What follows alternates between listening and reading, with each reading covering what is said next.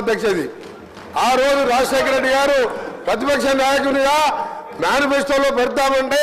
ముందుగా మా నాయకురాలు సోనియా గాంధీ గారు ఒప్పుకోలే అది ఇంపాసిబుల్ రైతులకు ఇయ్యలేమంటే వారిని రాజశేఖర రెడ్డి గారు ఒప్పించి ఉచిత కరెంట్ అనే దాన్ని ప్రవేశపెట్టి ఆ రోజు 9 గంటలు ఇచ్చిన అధ్యక్ష అప్పుడు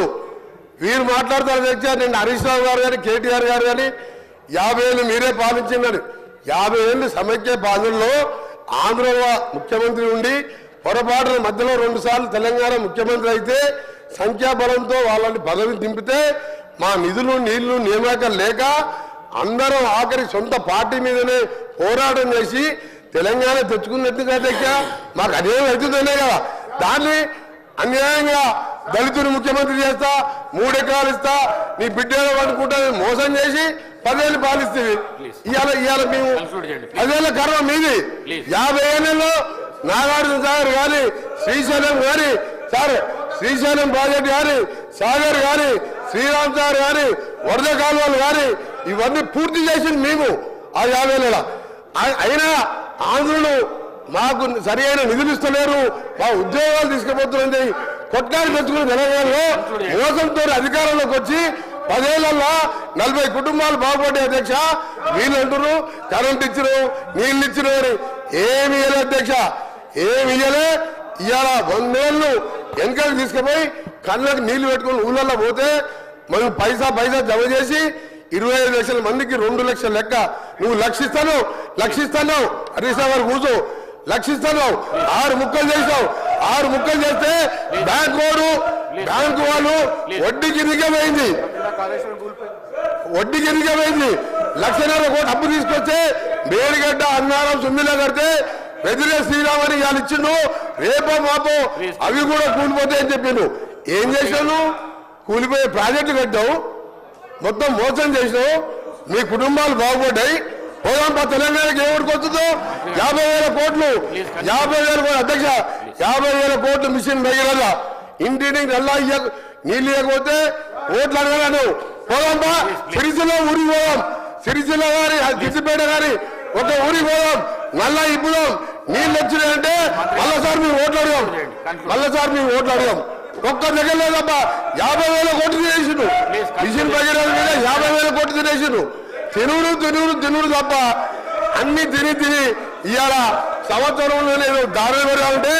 నేషనల్ క్రైమ్ రికార్డ్ అధ్యక్ష ఒక నిమిషం చివరిగా లాస్ట్ పాయింట్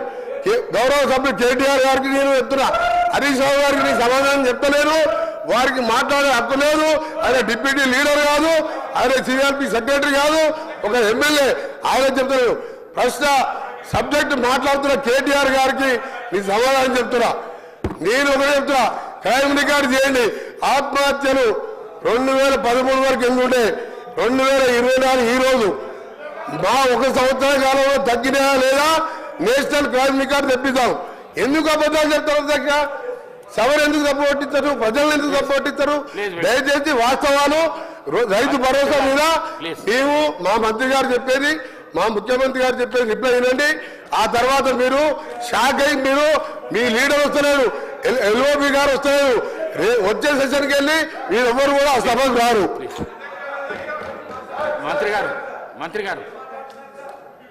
మంత్రి గారు గౌరవ సభ్యులకి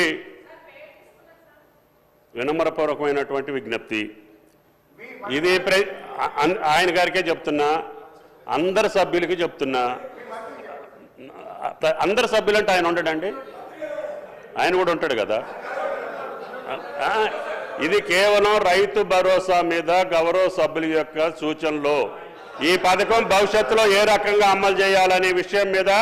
చర్చ జరుగుతుంది మిగతా విషయాలు చర్చించుకోవడానికి మనకి చాలా సమయం ఉంది ఇంకా 4 సంవత్సరాలు మాట్లాడుకోవచ్చు ఇప్పుడు మాట్లాడే విషయాలు ఇటు నుంచి మాట్లాడినా అటు నుంచి మాట్లాడినా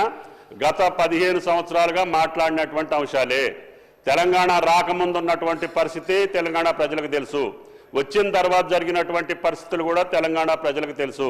కాబట్టి దయచేసి ఈ పథకం యొక్క రూపకల్పనలో మీ భాగస్వామ్యం కోసం ప్రజాస్వామ్యయుతంగా